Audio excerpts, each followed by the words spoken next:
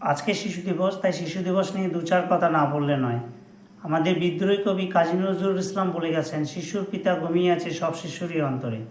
প্রতিটি শিশুর মধ্যে সুশিক্ষিত সুনাগরিক হওয়ার উপাদান বর্তমান।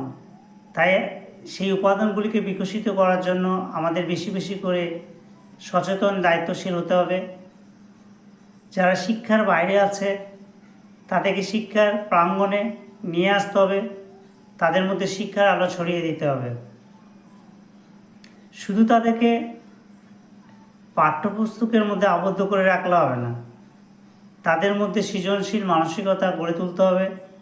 তাদেরকে সামাজিক মূল্যবোধ, সামাজিক দায়িত্ববোধ, তাদেরকে মানবিক মূল্যবোধ, তাদেরকে ধর্মীয় মূল্যবোধ বেশি বেশি করে